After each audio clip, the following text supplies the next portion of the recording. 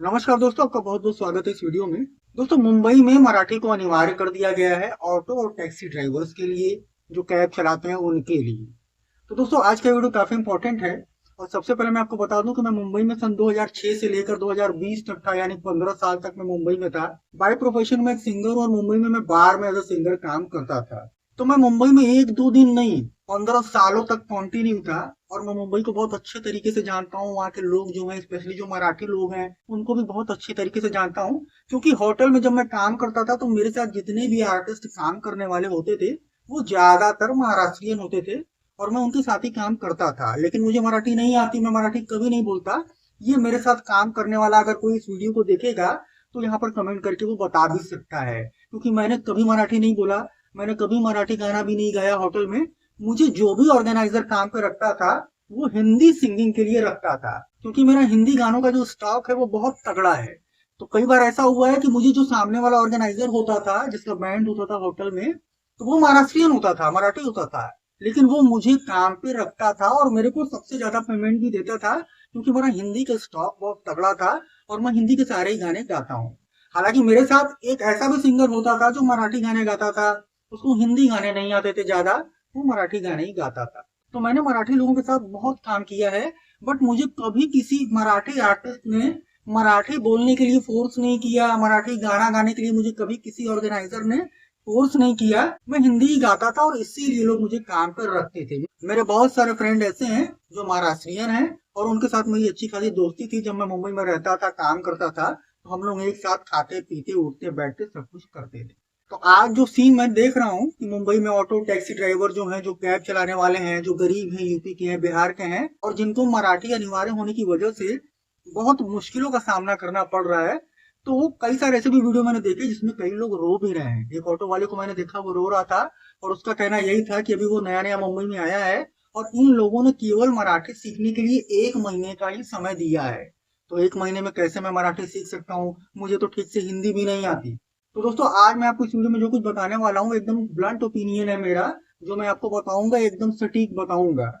और ये जो हो रहा है, ये केवल और केवल यूपी बिहार वालों को मुंबई से बाहर निकालने के लिए महाराष्ट्र गवर्नमेंट ने ये फरमान जारी किया है। क्योंकि सबको पता है कि 1 महीने में कोई भी मराठी नहीं सीख सकता है।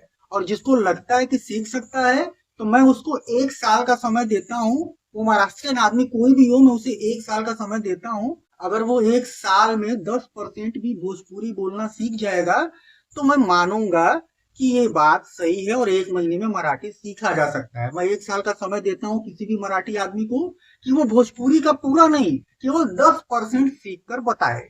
जिंदगी में वो नहीं सीख सकता। तो कोई भी यूपी या बिहार का आदमी 1 महीने में मराठी कैसे सीखेगा, ये सोचने वाली बात है। तो ये केवल एक छलावा है, एक दिखावा है। सही मायने में इस आदेश के आने का जो मतलब है वो ये है कि यूपी बिहार के लोग, उनको पता है कि ज्यादातर लोग 1 महीने में मराठी नहीं सीख पाएंगे, और उनको यहाँ से ये काम छोड़कर जाना पड़ेगा। तो सब मिला जुलाकर यूपी और बिहार वालों को भगाने के लिए ये जो आया है आदेश महाराष्ट्र गवर्नमेंट का, वो यही साबित करता है। तो अब मैं आपको बता दूं कि मुंबई के जो ऑटो वाले, टैक्सी वाले, जो कैब ड्राइवर हैं, तो उनको मराठी अगर नहीं आए तो उससे कोई फर्क नहीं पड़ने वाला है। क्योंकि जैसा कि मैंने आपको बोला कि मैं 15 सालों तक मुंबई में था, तो मैं महाराष्ट्रियन लोगों को बहुत अच्छी तरीके से जानता हूँ।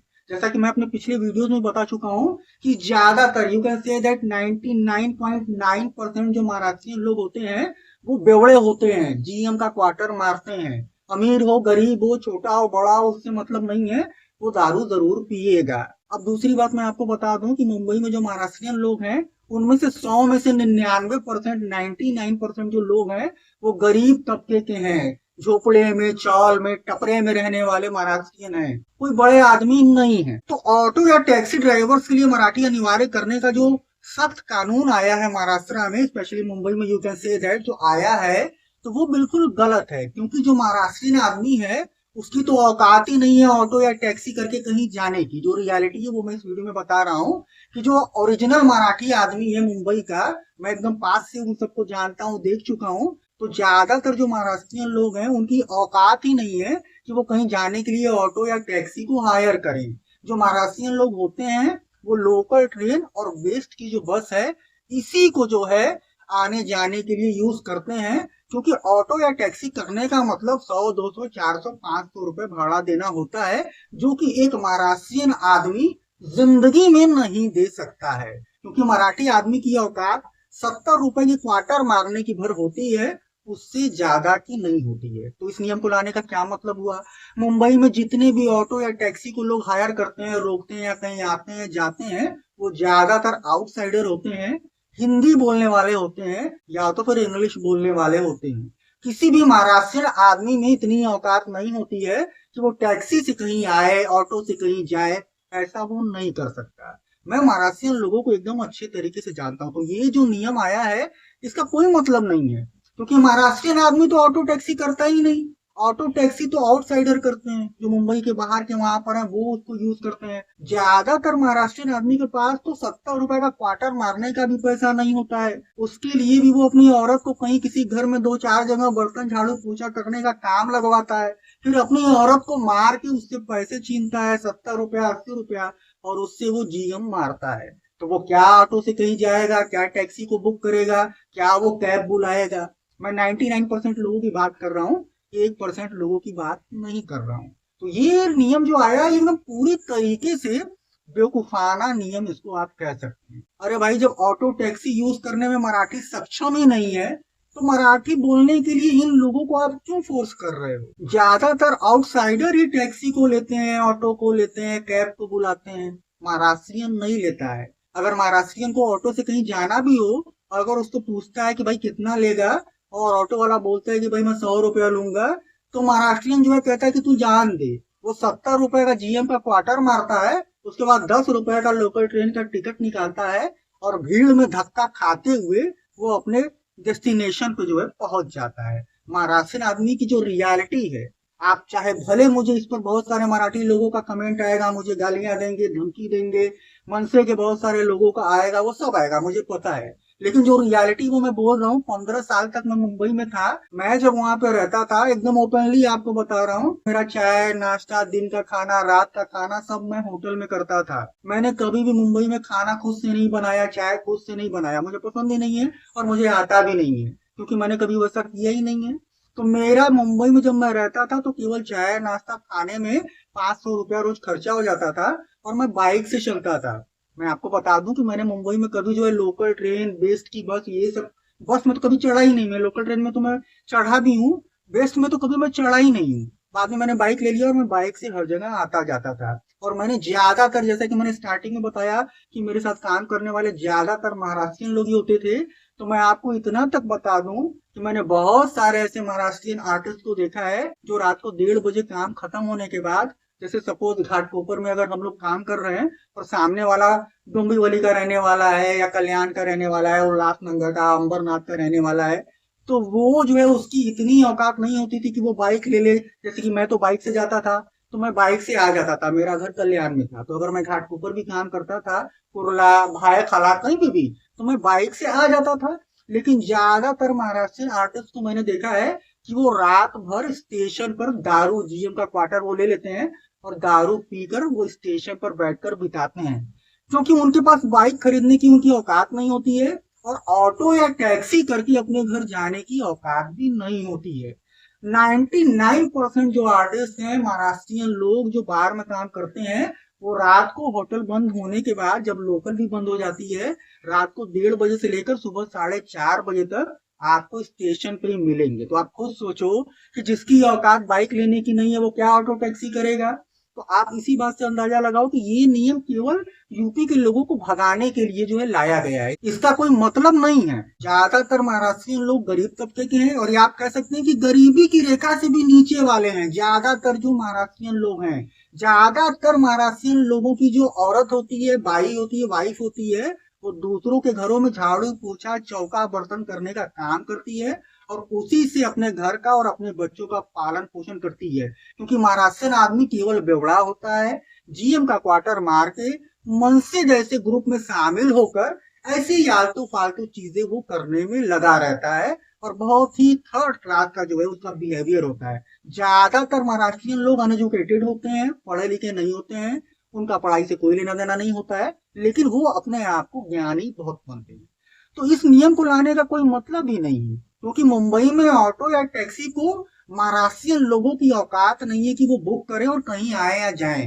कोई महाराष्ट्रियन आदमी, मैं गारंटी के साथ कह सकता हूँ कि अगर उसको बोरीवली से दादर जाना है तो मैं आपको गारंटी बता रहा हूँ कि वो हर हाल में लोकल ट्रेन से ही जाएगा, और अगर उससे नहीं जाएगा तो बस से जाएगा। कभी भी किसी भी हाल में कोई भी महाराष्ट्रियन आदमी बोरीवली से दादर ऑटो या टैक्सी या कैब बुक करके नहीं जा सकता, क्योंकि उसकी औकात ही नहीं है। बोरीवली से दादर टैक्सी से जाने का मतलब मरे हाल में कम से कम 500 रुपए आपका भाड़ा, कम से कम बता रहा हूँ 500 रुपए भाड़ा हो जाएगा। और 500 रुपए में एक मराठी आदमी 8 क्वार्टर जीएम का मार सकता है, तो जिंदगी में कभी वो ऑटो टैक्सी नहीं करेगा। तो इस नियम को लाने का मतलब केवल यूपी और बिहार के लोगों को मुंबई से भगाना है, ना कि जो है मराठी ऐसे कुछ नहीं है। मराठी लोगों की औकात नहीं है टैक्सी या कैब बुक करने की, ऑटो से कहीं आने जाने की। जो रियलिटी वो मैंने आपको बताया है। तो एकदम बेवकूफानापन वाली जो बात है, इसको अनिवार्य कर दिया तो कोई बात नहीं है। बहुत सारे जो ऑटो वाले टैक्सी वाले जिनको नहीं आता है मराठी और 1 महीने में तो कोई सीख नहीं सकता है, तो ये लोग ज्यादातर जो है अपने गांव वापस आ जाएंगे, और यही महाराष्ट्र गवर्नमेंट चाहती है। अब सबसे बड़ी बात ये है कि महाराष्ट्र गवर्नमेंट भी मनसे के सपोर्ट में आ गई है। ये अपने आप में एक सोचने वाली बात है, क्योंकि इस समय महाराष्ट्र में बीजेपी की गवर्नमेंट है, और बीजेपी मनसे जैसे थर्ड क्लास घटिया पार्टी के समर्थन में आकर उसके सुर में सुर मिलाकर काम करे, ये बात कहीं कुछ हजम नहीं हो रही है। बड़े सोचने वाली ये बात है। तो दोस्तों, रियलिटी यही है कि किसी भी महाराष्ट्रियन आदमी की औकात ऑटो टैक्सी या कैब करने की नहीं है। उसको करने से अच्छा वो 70 का क्वार्टर मारेगा जीएम का, और पैदल जहां जाना होगा वो जा सकता है। ये बात मान सकता हूँ मैं कि एक बार एक मराठी आदमी अगर उसको वसई से नाला सुपारा आना है तो वो ऑटो ये सब कुछ नहीं करेगा, वो एक क्वार्टर मारेगा और पटरी पकड़ के वो पैदल आ जाएगा। इसको तो मैं मान सकता हूँ, लेकिन वो ऑटो करे, टैक्सी करे, कैब बुलाए, उबर बुलाए, ओला बुलाए, ये 99% महाराष्ट्रियन या मराठी लोगों के औकात के बाहर की बात है। तो इस नियम को लाने का कहीं से कोई मतलब नहीं निकलता है, क्योंकि मुंबई में ज्यादातर ऑटो टैक्सी या कैब को जो लोग यूज करते हैं वो आउटसाइडर होते हैं, वो मुंबई के नहीं होते हैं, और उनके लिए 200 400 500 मतलब कुछ नहीं होता है। लेकिन एक महाराष्ट्रियन के लिए 70 रुपए का जीएम का क्वार्टर मारना भी अपने आप में एक बहुत बड़ी बात होती है, और उसके लिए वो सुबह से शाम रात तक परेशान रहता है। उसको कहीं से कुछ समझ में नहीं आता है, तो वो अपनी औरत को ही मार पीट कर उससे ही 70 रुपया छीनता है, जो कि किसी दूसरे के घर में झाड़ू पोछा कटका और बर्तन का काम करके अपने बच्चों को जिला रही है और खिला रही है। तो रियलिटी यही है। अब ये नियम क्यों आया है ये मेरे समझ से बाहर है। मुझे जो सही चीज लगा वो मैंने इस वीडियो में बताया है। 15 सालों में मैंने मुंबई में महाराष्ट्रियन लोगों की औकात, स्टेटस, हैसियत, एजुकेशन सबके बारे में देखा है। ज्यादातर ये लोग अनएजुकेटेड होते हैं, पढ़े लिखे नहीं होते हैं, इनमें तमीज नहीं होती है, और सबसे बड़ी बात, हर महाराष्ट्रियन आदमी बेवड़ा होता है। मैंने 15 सालों में किसी ऐसे मराठी आदमी को नहीं देखा जिसने ये कहा हो कि वो दारू नहीं पीता। अगर वो मराठी है तो वो जीएम का क्वार्टर मारेगा। इस बात की 101% की मैं आपको गारंटी दे रहा हूँ। वो इसमें कभी पीछे नहीं हटेगा, और भयानक तरीके से, यहाँ तक कि 4 क्वार्टर 5 क्वार्टर मारने वाला भी मराठी मैंने देखा है। मराठी बेवड़ा हो सकता है, इससे ज्यादा और कुछ भी नहीं हो सकता है। अब इस वीडियो पर बहुत से जो मनसे के समर्थक हैं वो कमेंट करेंगे, मेरा पता मुझसे पूछेंगे, मुझे ढूंढेंगे, तो मैं उनको यही बोलना चाहता हूँ कि मैं प्रॉपर वाराणसी यूपी का रहने वाला हूँ। अगर तुम्हारे में गट्स है, इतना बड़े तुम गुंडे हो, इतनी बड़ी तुम्हारी पार्टी है, तो आ जाओ वाराणसी, मैं देख लूं तुमको। जैसे अपने शहर में, अपने राज्य में तुम लोग गुंडे बन रहे हो और यूपी बिहारियों को इस तरीके से परेशान कर रहे हो, तो मैं भी तुमको ये बोलता हूँ कि तुम क्या, तुम्हारे बाप की भी औकात नहीं है कि यूपी में कदम रख के किसी यूपी वाले को उंगली तक दिखाने की तुम्हारी औकात नहीं है। और अगर है तो आके दिखाओ। मैं बनारस में रहता हूँ, मैं तो एक यूट्यूबर हूँ। तुम बनारस स्टेशन पे उतर कर मेरा किसी को वीडियो दिखा दोगे ना, तो वो तुमको मेरे घर तक पहुंचा देगा। तो आओ, मेरे को कुछ करके दिखाओ बनारस में। अगर असली में तुम्हारी औकात है, मनसे में इतना पावर है, तो करके मेरे को दिखाओ, तब मैं तुमको जानूंगा। ये कोई पावर में नहीं है, ये सब नल्ले हैं, बेवड़े हैं, ठरकी हैं, अशिक्षित हैं, बेरोजगार हैं और यूपी वालों को देखकर ये लोग जलते हैं, क्योंकि यूपी के लोग बहुत हार्ड वर्कर होते हैं, वहां पर जाकर मेहनत करते हैं, दिन रात हार्ड वर्क करते हैं और उससे अपने लाइफ स्टाइल को सुधार लेते हैं, अच्छा खासा पैसा कमा लेते हैं, वहां पर घर ले लेते हैं, चौल ले लेते हैं, फ्लैट ले लेते हैं। यही बात इन मराठियों को हजम नहीं होती है, क्योंकि इन नल्लों को तो कुछ करने नहीं आता, केवल दारू पीने आता है, बाकी तो कुछ करने नहीं आता है। तो इनको लगता है कि यार हम लोग तो कुछ कर नहीं पा रहे हैं और ये साले यूपी के लोग आकर यहाँ पर फ्लैट ले रहे हैं, गाड़ियों से चल रहे हैं। तो ये इनको बहुत खलता है, जिसकी वजह से ये ऐसा करते हैं। मैं गारंटी के साथ कह सकता हूँ कि महाराष्ट्र का जो अपने आप को सबसे लगाने वाला मराठी आदमी होगा, उसको मैं चैलेंज देता हूँ कि एक बार वो यूपी में आए और किसी यूपी के आदमी को अबे करके दिखाए। अगर उसको गधे की मार नहीं मारे लोग तो तुम मेरा नाम बदल देना। और सबसे बड़ी बात मैं आपको ये भी बता दूं कि इन नल्लों को ये पता भी है, ये केवल मुंबई में बस अपना जो है शो शाइन दिखा सकते हैं। यूपी में तो अंदर घुसने की भी इनकी औकात नहीं है। इनको अच्छे से पता है कि यूपी में आने के बाद इनके माने कुछ नहीं है। मतलब जिसको कहा जाता है ना कि 12 पंजे 60 और मन से माने, आप समझ रहे हो ना मैं क्या कहना चाहता हूँ। तो वही सब मिला जुला कर है। तो मेरे भाई, हमारे जो लोग हैं, हमारे यूपी के जो लोग हैं, महाराष्ट्र में अकेले हैं, वो वहां पर कमाने गए हैं, इसीलिए तुमको कुछ बोल नहीं पाते हैं। जरा एक बार यूपी में आकर ऐसा करके दिखाओ तो मैं तुमको जानूंगा कि हाँ तुम असली मराठा हो, असली मन से के कार्यकर्ता हो। आज की वीडियो में बस इतना ही। अब मैं ज्यादा कुछ नहीं बोलूंगा। आप अगर एक यूपी वाले हैं, बिहार वाले हैं, तो इस वीडियो को ज्यादा से ज्यादा शेयर करिए, लाइक करिए, कमेंट करिए और ऐसा इस वीडियो को वायरल करिए कि ये हर उस मराठी बेवड़े के पास पहुंचे, ये हर उस मनसे के थर्ड क्लास अनएजुकेटेड कार्यकर्ता तक पहुंचे कि वो इस पे गालियां दे और इसको और वायरल करे। लेकिन वो उखाड़ कुछ नहीं पाएगा और मैं बता रहा हूँ कि ये काम करने से महाराष्ट्र गवर्नमेंट का बहुत बड़ा नुकसान होने वाला है। अभी महाराष्ट्र गवर्नमेंट को ये बात समझ में नहीं आ रही है, लेकिन आने वाले समय में महाराष्ट्र गवर्नमेंट को इसका बहुत बड़ा खामियाजा भुगतना पड़ेगा। आज की वीडियो में बस इतना ही। वीडियो अगर अच्छा लगा हो तो लाइक करना, अभी तक मुझे सब्सक्राइब नहीं किया तो जरूर करना। मैं आप लोगों से फिर मिलूंगा एक नए वीडियो के साथ। तब तक के लिए goodbye. Thank you so much for watching this video.